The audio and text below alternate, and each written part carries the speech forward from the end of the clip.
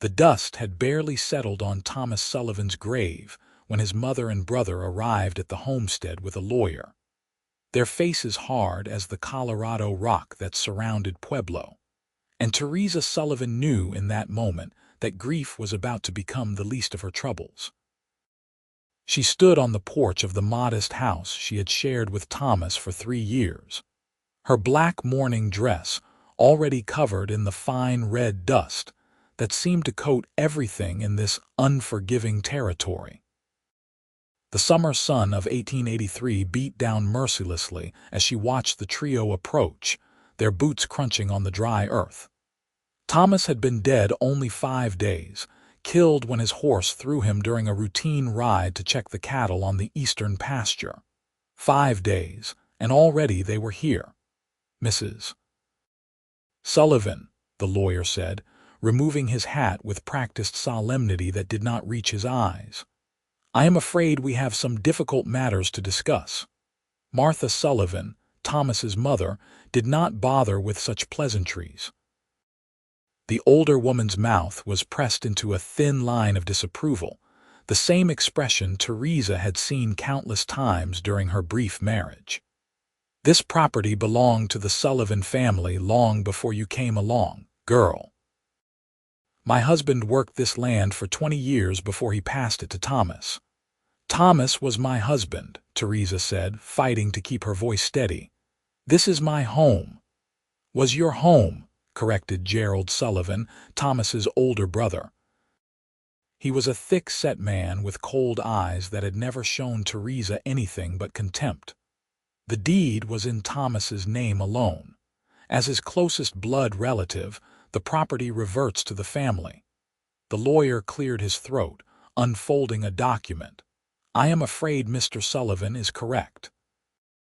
According to territorial law and the terms of the original land grant, in the absence of children, the property passes to the deceased's family of origin. You have 30 days to vacate the premises. Theresa felt the ground shift beneath her feet. 30 days, but I have nowhere to go. Everything I own is here.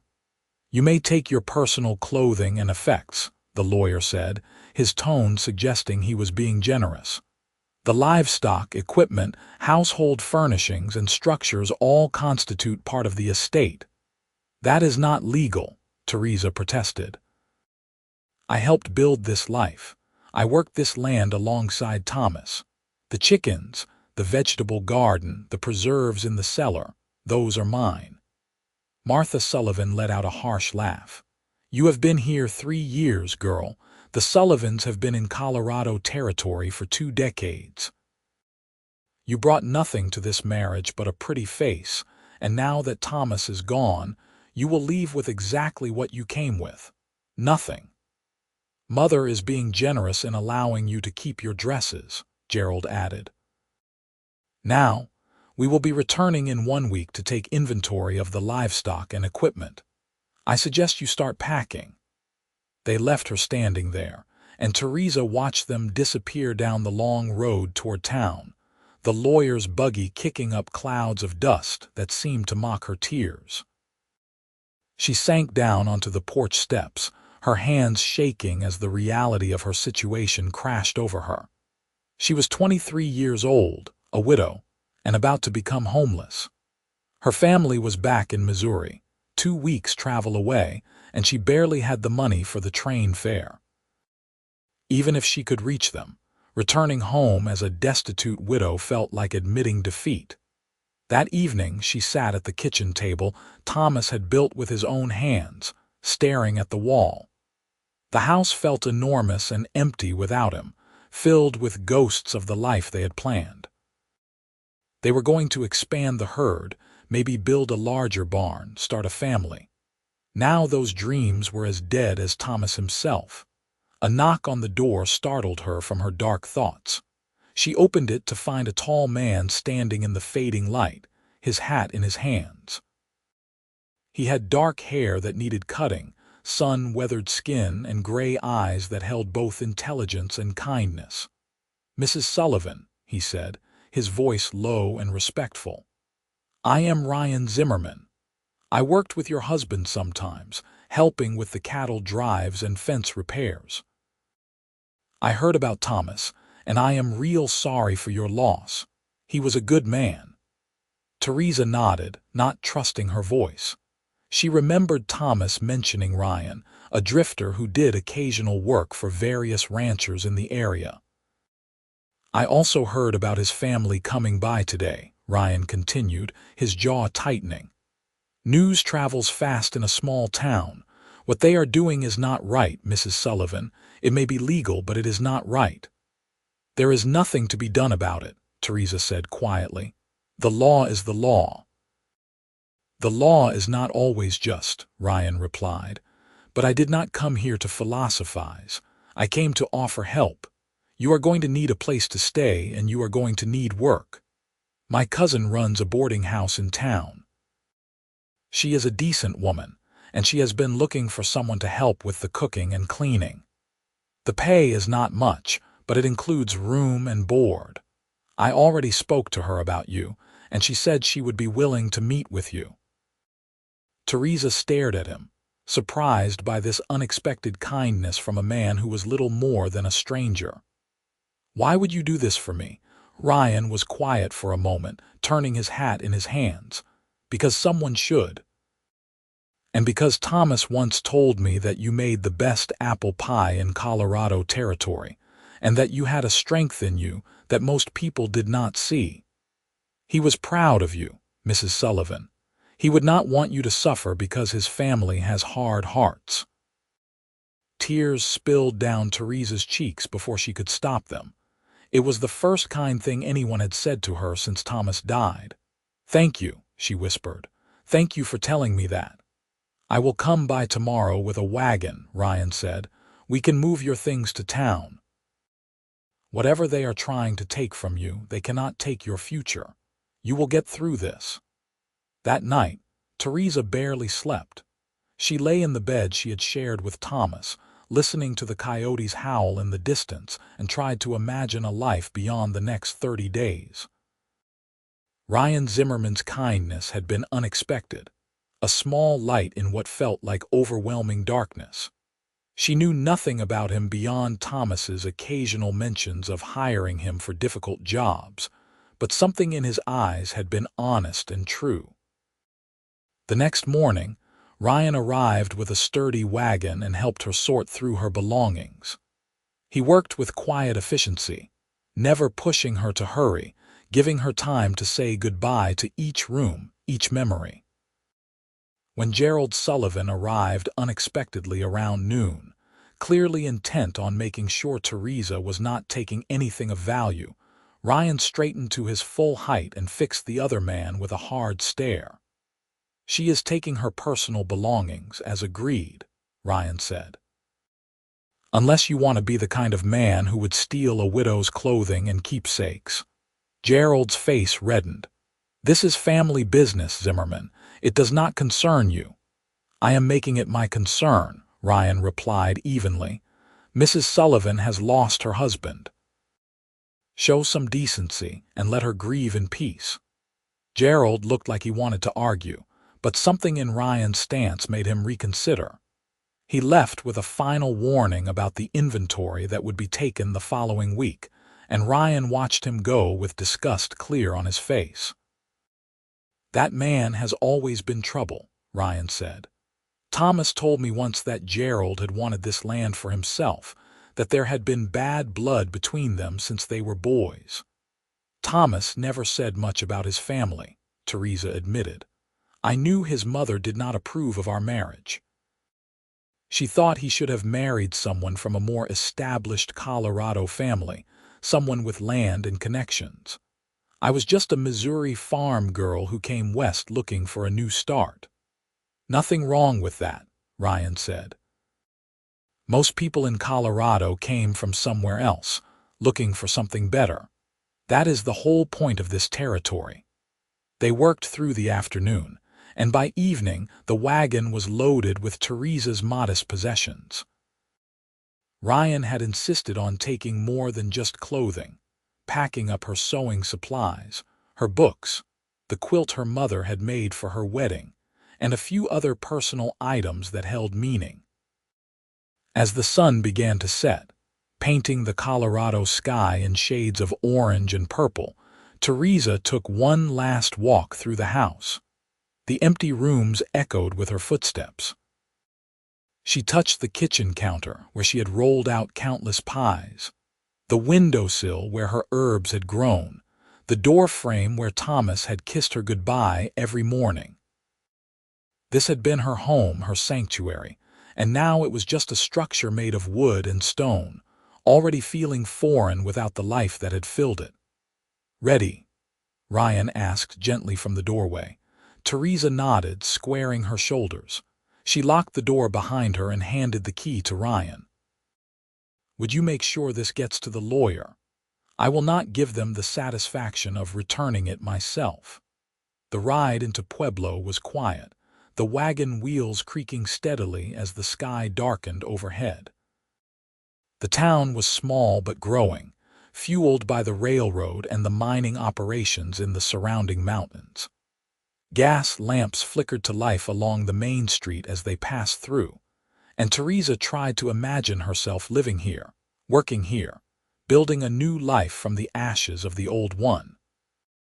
Ryan's cousin, Margaret Zimmerman, turned out to be a warm-faced woman in her 40s with sharp eyes and a no-nonsense manner. Her boarding house was a neat two-story structure on a quiet street, painted white with green shutters. "You poor dear," Margaret said when Ryan introduced them, pulling Theresa into a brief but genuine embrace. "I am so sorry for your loss. Ryan told me what those vultures are doing to you. It is shameful, absolutely shameful." "I appreciate you giving me a chance, Mrs. Zimmerman," Theresa said. "Call me Margaret, please. And it is not charity, girl. I genuinely need the help. I have 8 boarders right now, mostly railroad workers and a couple of merchants, and keeping up with the cooking and washing is more than I can manage alone. You will earn your keep, I promise you that. But you will have a roof over your head and 3 meals a day and a small wage besides. It is not much, but it is a start." The room Margaret showed her was small but clean, tucked under the eaves on the 2nd floor. It had a narrow bed, a dresser, a wash basin, and a window that looked out over the street. It was a fraction of the size of the home Theresa had just lost, but it was hers, and in that moment it felt like a gift. Ryan carried up her belongings, making several trips up the narrow stairs.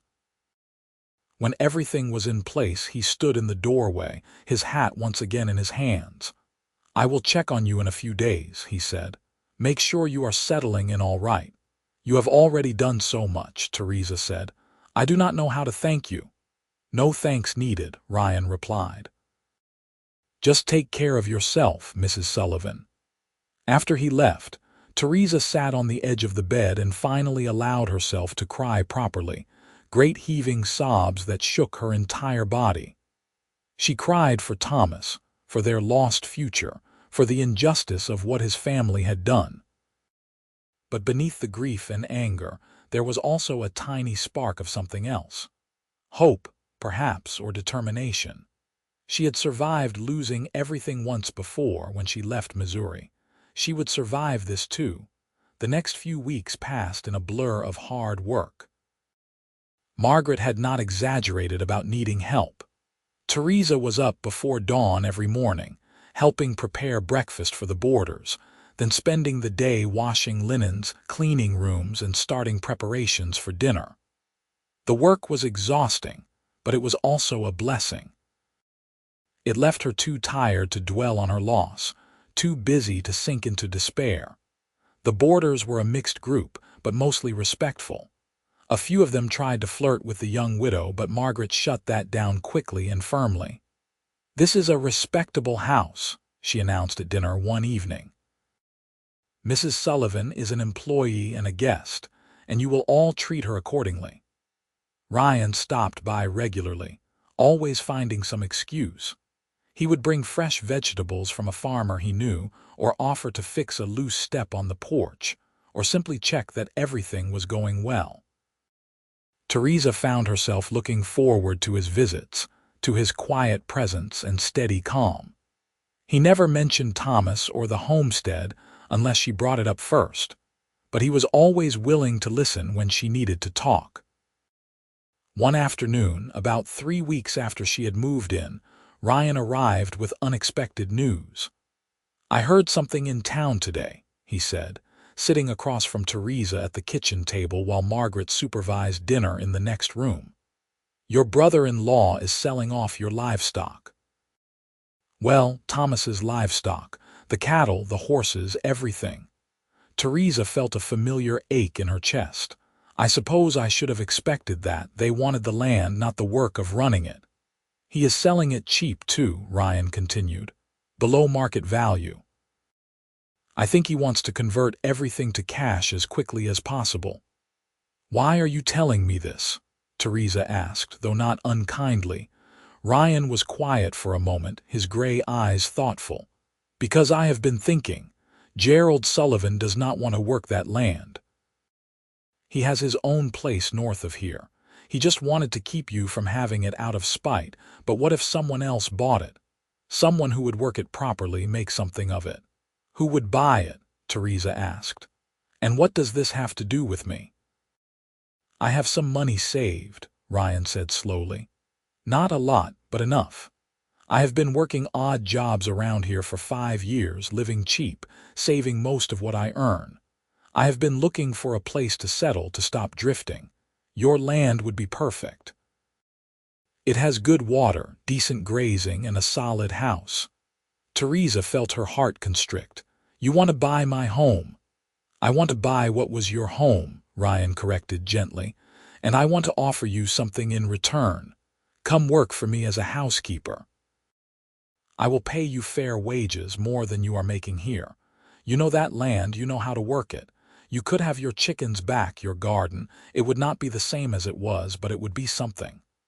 "Why?" Theresa asked, searching his face. "Why would you do this? You barely know me." Ryan met her gaze steadily. "Because it is the right thing to do. Because that land should be worked by someone who cares about it, not sold off piece by piece. And because you deserve better than to spend the rest of your life washing other people's linens."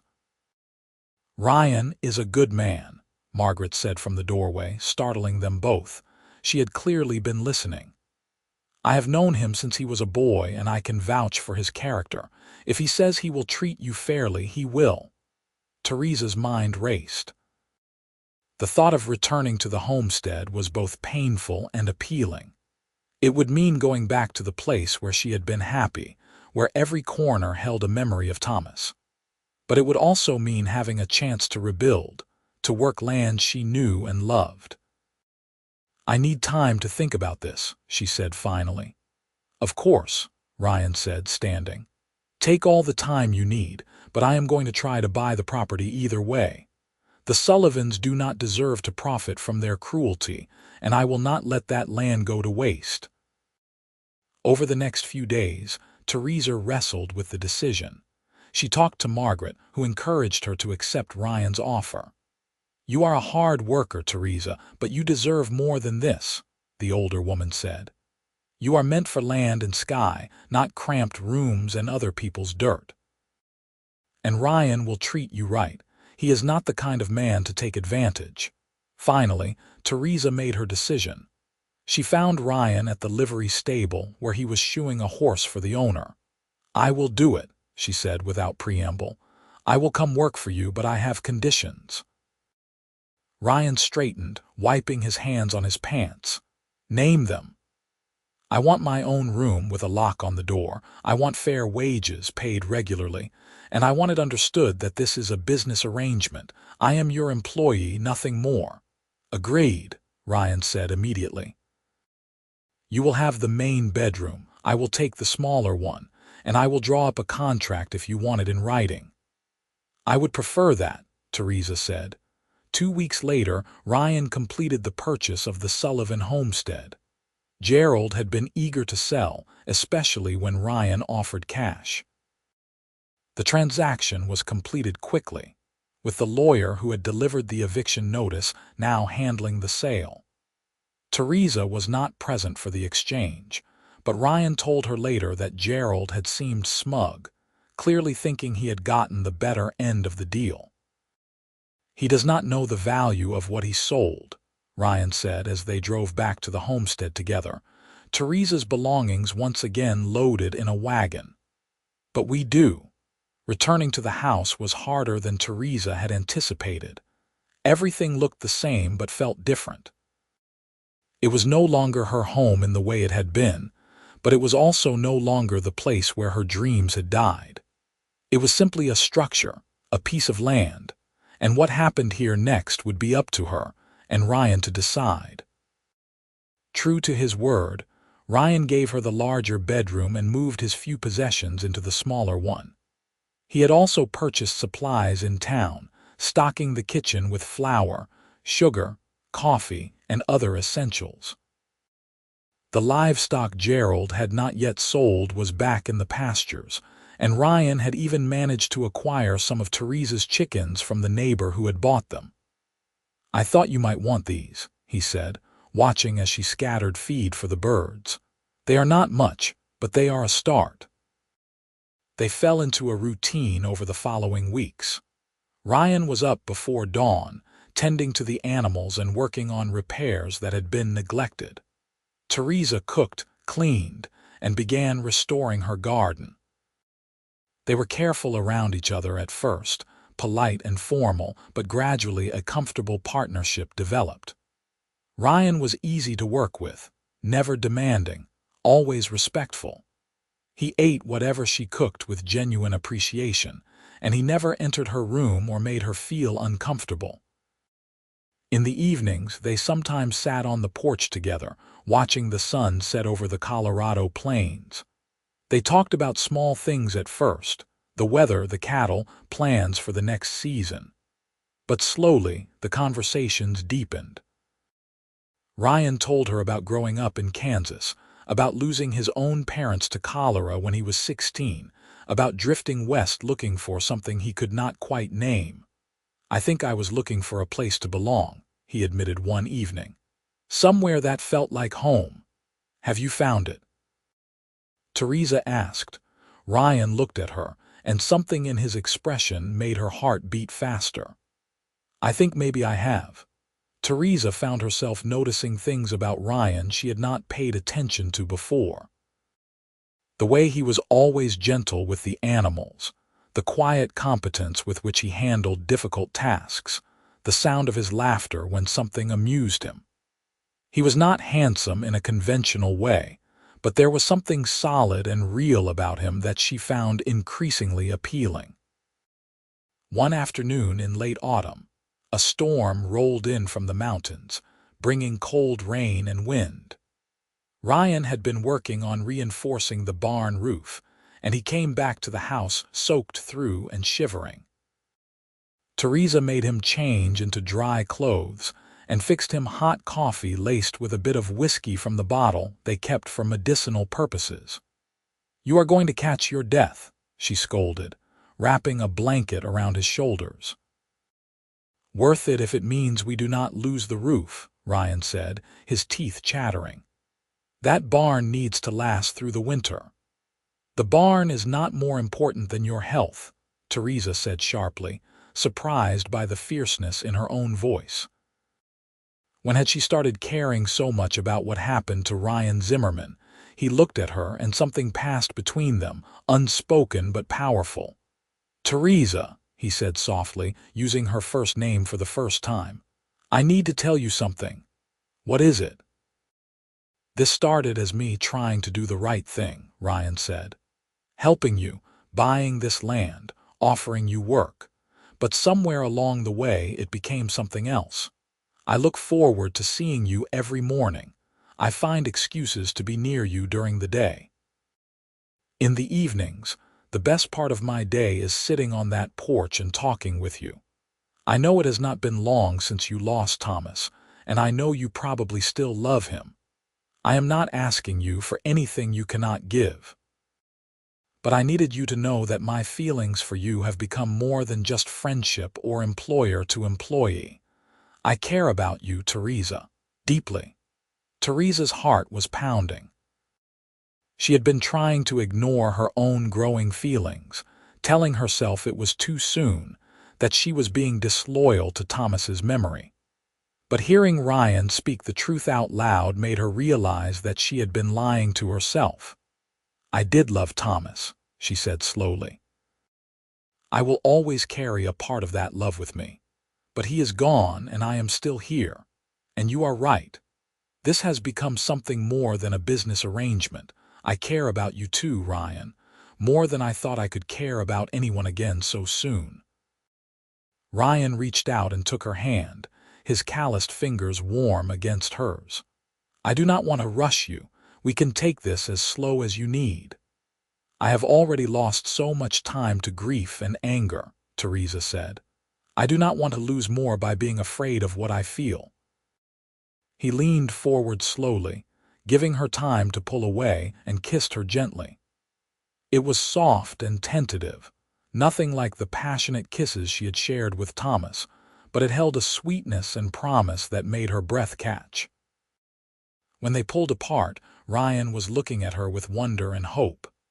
"I want to do this right," he said. "Court you properly, give you time to be sure. I want to marry you someday, Theresa, but only when you are ready." The winter of 1883 was harsh, with heavy snows and bitter cold, but inside the homestead, warmth and happiness grew. Ryan courted Theresa with old-fashioned care, bringing her small gifts, reading to her in the evenings, holding her hand during their evening talks. They were both careful about propriety, maintaining separate rooms and refraining from anything that would damage Theresa's reputation. But the love between them deepened with each passing day. In the spring of 1884, Ryan proposed properly, going down on one knee in the newly planted garden with a simple gold band he had saved for months to buy. Theresa said yes without hesitation, and they were married in the Pueblo church in April, with Margaret as witness and a small gathering of friends they had made in the community. Their wedding night was tender and passionate, a joining of two people who had found each other in the aftermath of loss and built something new together. Ryan was patient and gentle, and Theresa discovered that it was possible to love again, differently but no less deeply than before. The years that followed were good ones. They worked the land together, expanding the herd and improving the property. Ryan proved to be a skilled rancher, and Theresa's practical knowledge of the homestead made them an excellent team. They faced challenges, droughts and hard winters and cattle thieves, but they faced them together. In the summer of 1885, Theresa discovered she was pregnant. The birth the following February was difficult, but with Margaret's help and Ryan's constant presence, she delivered a healthy baby boy they named Samuel. 2 years later, a daughter followed, whom they named Grace.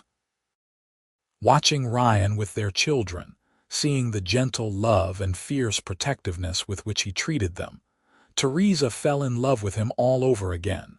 They never saw the Sullivan family again. Martha passed away in 1886, and Gerald sold his property and moved to California. The lawyer who had delivered the eviction notice retired and left Colorado. It was as if that entire painful chapter of Theresa's life had simply dissolved, leaving only the life she had built with Ryan. On a warm evening in the summer of 1890, Theresa sat on the porch watching Ryan teach 7-year-old Samuel how to rope fence posts, while 5-year-old Grace picked wildflowers in the nearby field. The homestead was thriving, with fat cattle in the pastures, chickens scratching in the yard, and a new barn that Ryan had built with his own hands.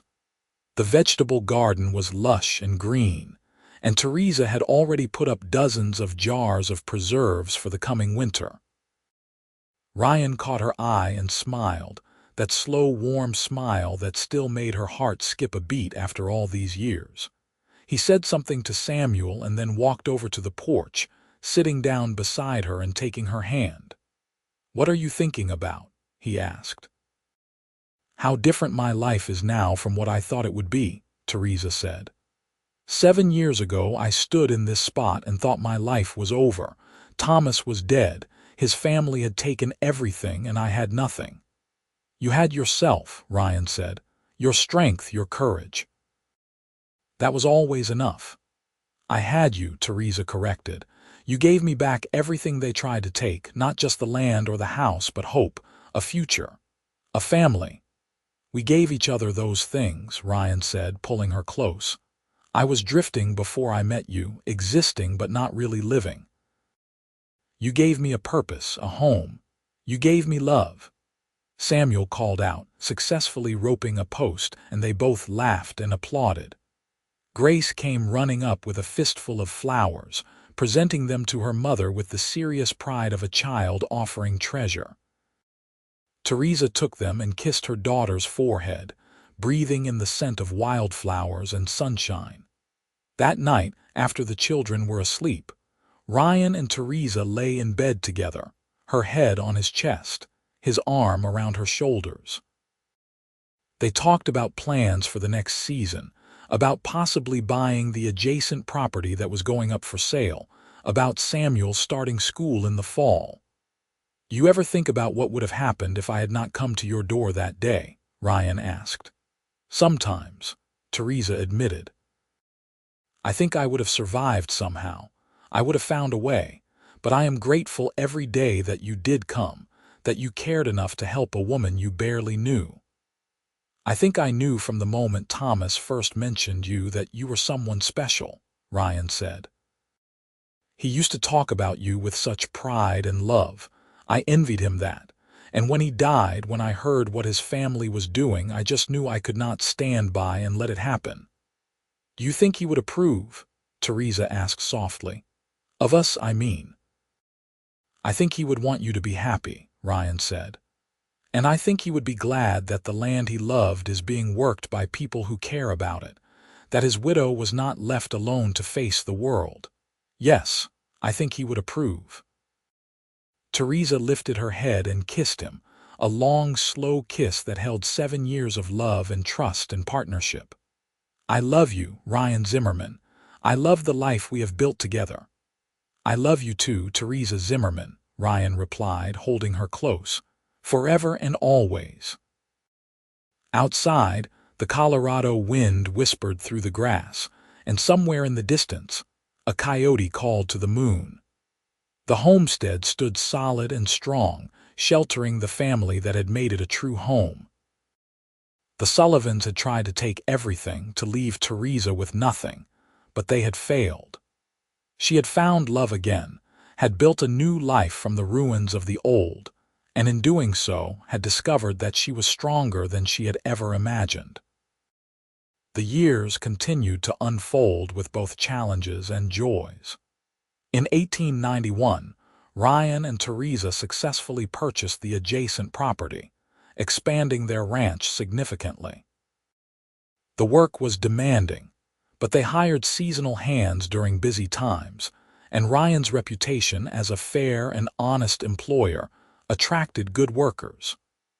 The ranch, which they had named the Double Z for Ryan's last name, became known throughout the region for quality cattle and honest dealings. Samuel grew into a serious, thoughtful boy who loved working with his father, learning everything he could about ranching. Grace was more spirited, with her mother's determination and her father's kind heart. In 1893, Theresa gave birth to twin boys, William and James, much to everyone's surprise and delight. Ryan was overwhelmed with emotion when the doctor announced twins, and he spent the first weeks of their lives simply staring at them in wonder. Margaret remained a close friend and visited often, delighting in her role as honorary grandmother to the children. She sold her boarding house in 1894 and moved into a small cottage on the ranch property, spending her remaining years surrounded by the family she had helped bring together. She passed peacefully in her sleep in 1897, and they buried her in the small cemetery near Pueblo with full honors. The community around them grew and changed. Pueblo expanded as the railroad brought more people west, and Colorado achieved statehood in 1876, though the changes took years to fully manifest. The wild lawlessness of the early territorial days gradually gave way to more settled civilization, though the land itself remained as rugged and beautiful as ever. Theresa never forgot the hardship of those dark days after Thomas's death, but she no longer felt the sharp pain of that loss. Instead, it had become a part of her story, a chapter that had led her to where she belonged. She sometimes visited Thomas's grave, bringing flowers and telling him about the children he would never meet, about the life that had grown from the ashes of their brief time together. She felt no guilt about her happiness with Ryan. Life was for the living, and she honored Thomas's memory by living fully. In the spring of 1898, Samuel turned 13 and announced that he wanted to learn blacksmithing in addition to ranching.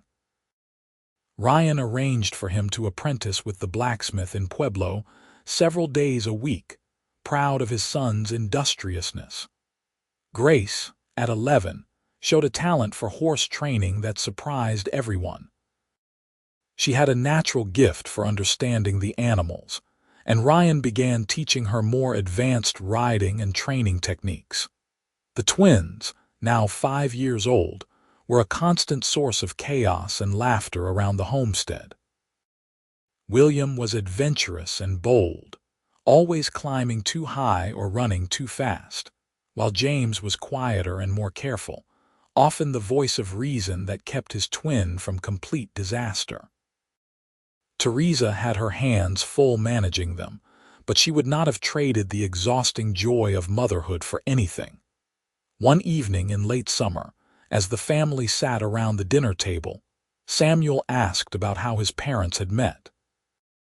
The older children knew some of the story, but the twins were hearing it for the first time.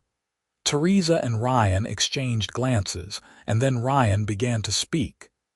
"Your mother had suffered a great loss," he said carefully, mindful of young ears.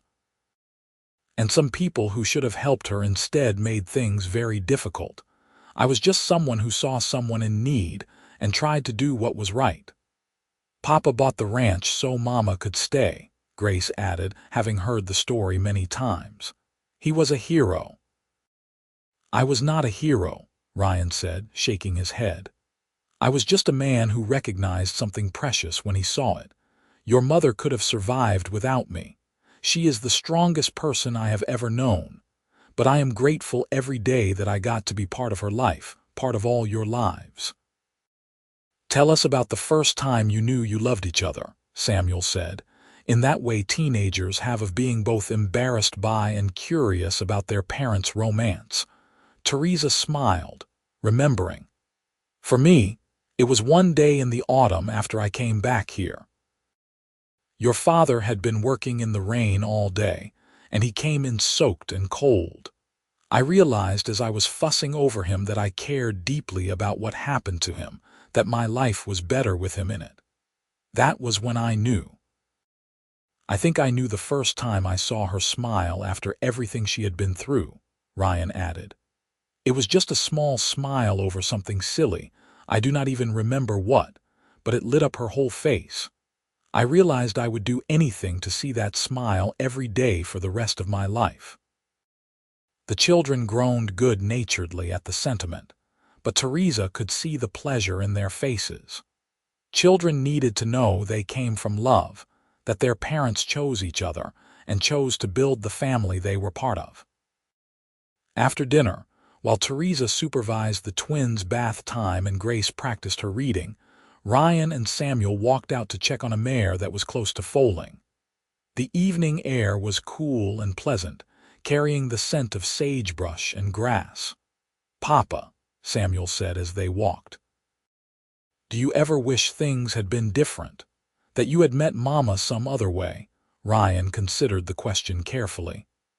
I wish your mother had not had to suffer the losses she did. I wish she could have been spared that pain. But I cannot regret the path that brought us together. Everything that happened, both good and bad, led to this moment, to this life we have. Your mother taught me that you can survive terrible things and still find happiness on the other side. That is a powerful lesson. They found the mare doing well, and after checking her over, they headed back to the house. Lights glowed warmly from the windows, and they could hear Grace practicing the piano they had bought her the previous year. It was slightly out of tune, but the notes still filled the evening with music. I want what you and Mama have someday, Samuel said quietly. That kind of partnership. You will find it, Ryan assured him. When the time is right, you will find someone who makes you want to be better, who you want to build a life with.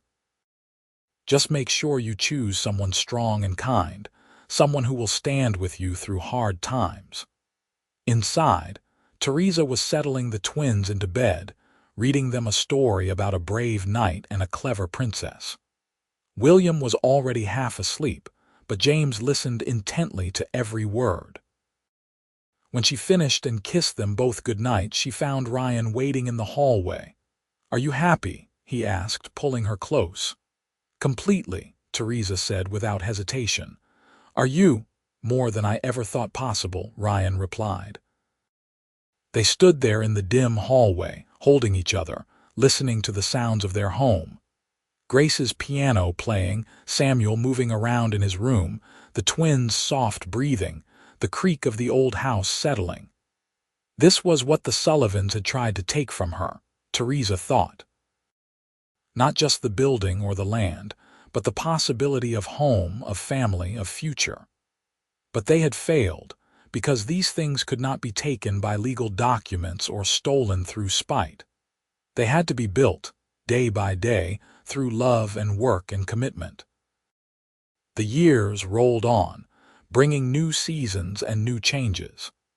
In 1901, Samuel left home to pursue his blacksmithing training more seriously, apprenticing with a master craftsman in Denver. It was hard to let him go, but Theresa and Ryan had raised him to be independent and capable, and they were proud of his ambition. He came home for visits several times a year, always taller and more confident, full of stories about city life that amazed his younger siblings.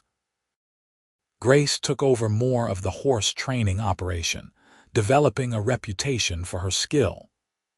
By the time she was 16 in 1902, ranchers from across the region were bringing her their difficult horses, and she was earning her own money from the work.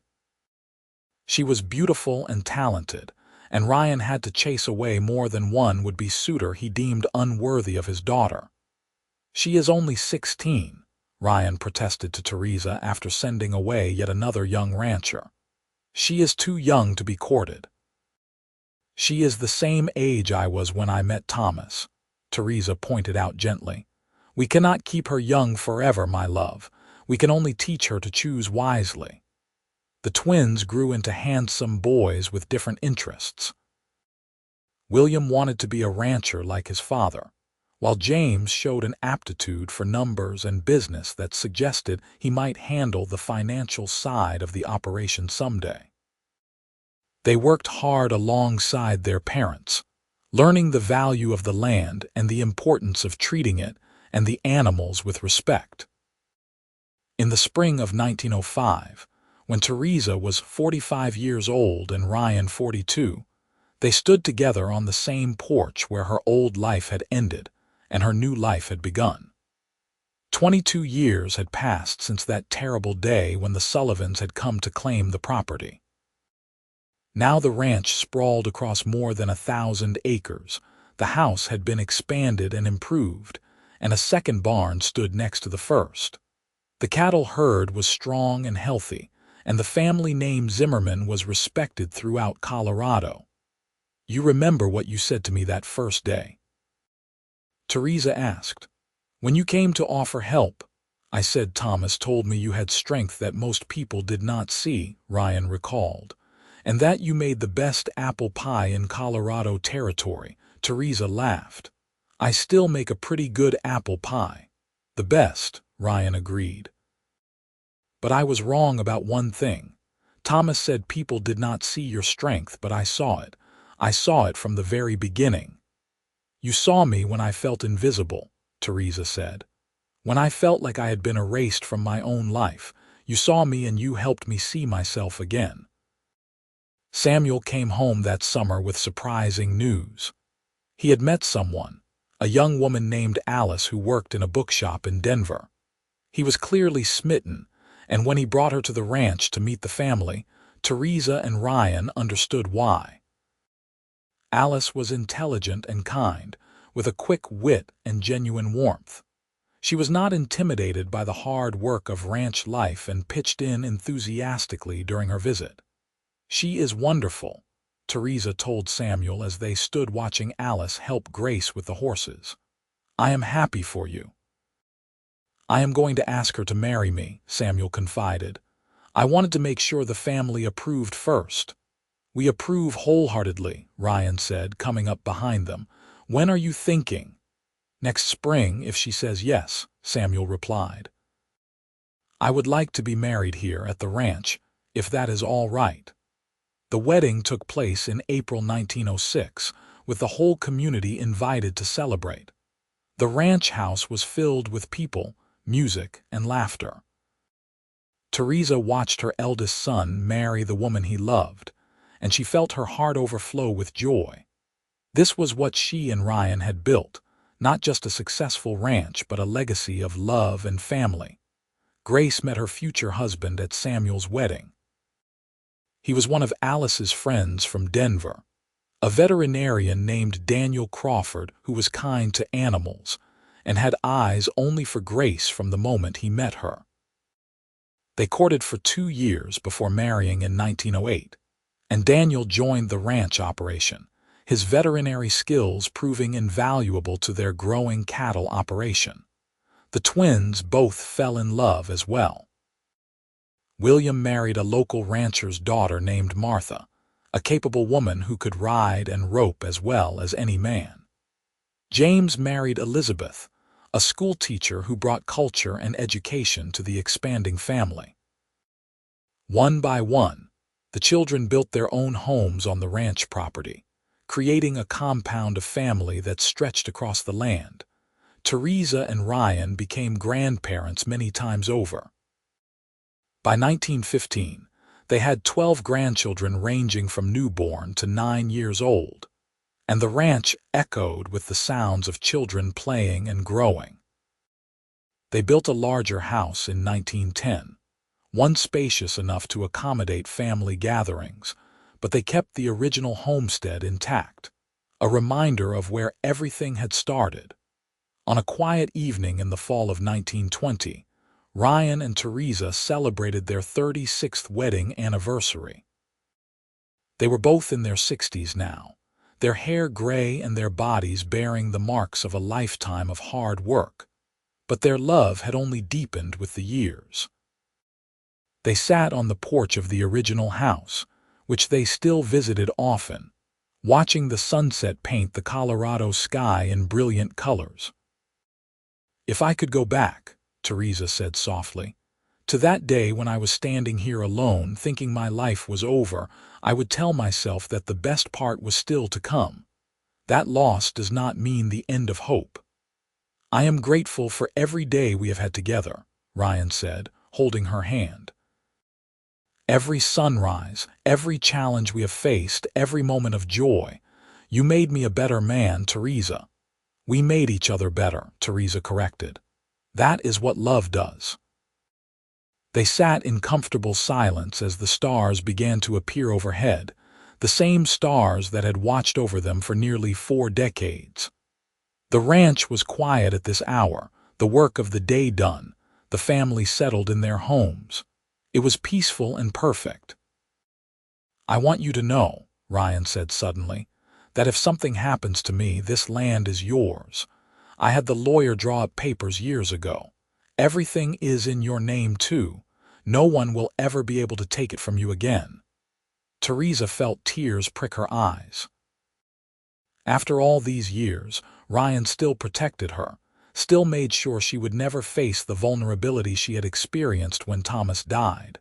"Thank you," she whispered, "but I plan on keeping you around for many more years." "I plan on the same," Ryan assured her. "We have more grandchildren to meet, more sunsets to watch. I am not going anywhere." And true to his word, Ryan lived to the age of 83, passing peacefully in his sleep in 1941 with Theresa holding his hand. She was 81 then, and though the grief of losing him was profound, she faced it with the strength that had carried her through every trial in her long life. She was surrounded by children, grandchildren, and great-grandchildren, the legacy of the love she and Ryan had built together. Theresa lived another 5 years, spending her final days in the house Ryan had bought for her all those decades ago.